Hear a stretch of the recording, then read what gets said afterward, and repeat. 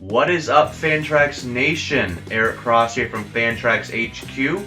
We're going to be talking about another top 25 prospect rankings here today, and one of the best systems in baseball in the Tampa Bay Rays, led by the #1 prospect in all of baseball. Let me start with my top 10 from this Rays system. At number 1, we got FRANCO, shortstop.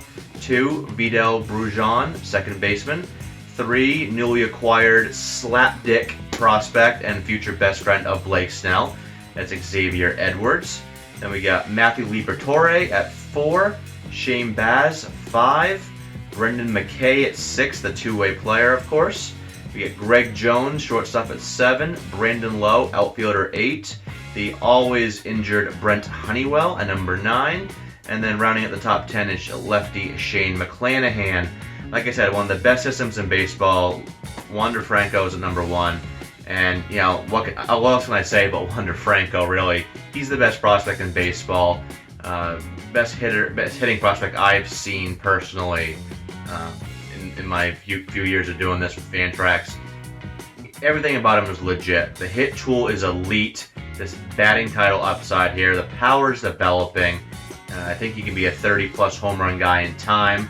A little bit of speed here as well, 10 to 15 steal upside.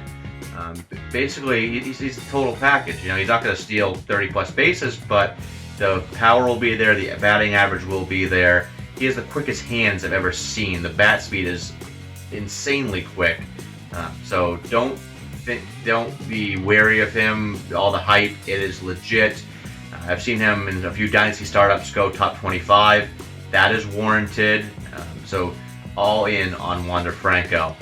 Right behind him, VIDAL, BRUJAN. Saw him out in the Arizona Fall League. Love him as well.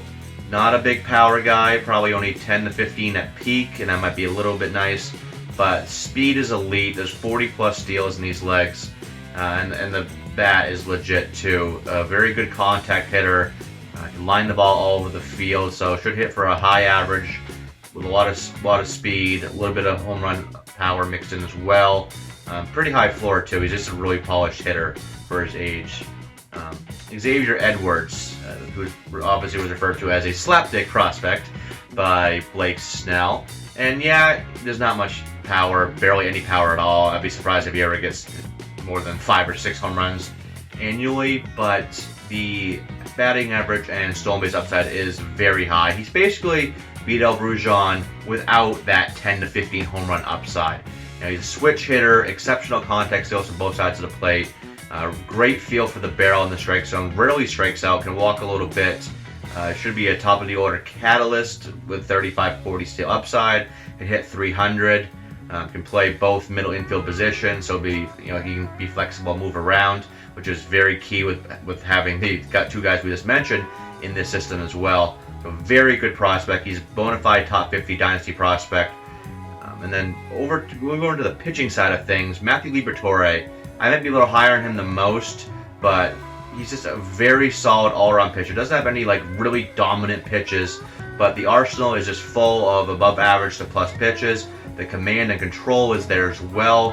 He mixes his pitches well. Really is a high baseball IQ guy. He should move fairly quickly through the Tampa Bay system. Be up maybe next year, but by the latest 2022.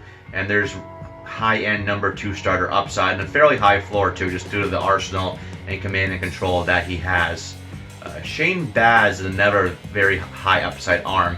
Doesn't quite have the floor because the arsenal isn't quite as deep.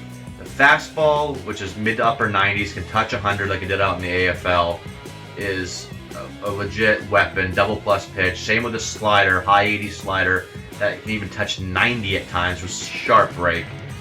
Love those two pitches right there. Changeup is behind, but he's shown, you know, it could be at least a major league average offering, something to help offset against lefties.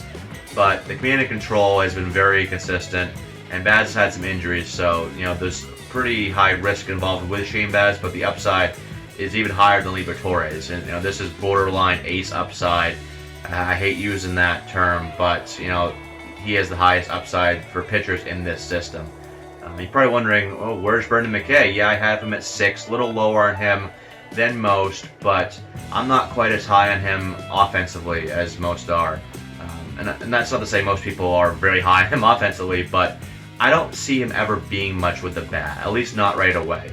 As a pitcher, yes, very solid high floor pitcher, kind of like Liberatore. You could be a number 3 type pitcher, not quite as high up as Liberatore in my opinion, but right now that's a double-A bat. So if you're drafting him expecting to get the huge two-way player numbers like you will with a Shohei Ohtani, he's not quite there yet, but still very solid pitcher. I think he's going to be, nice number 3 starter for a long time and have some value there, but not with the bat right yet.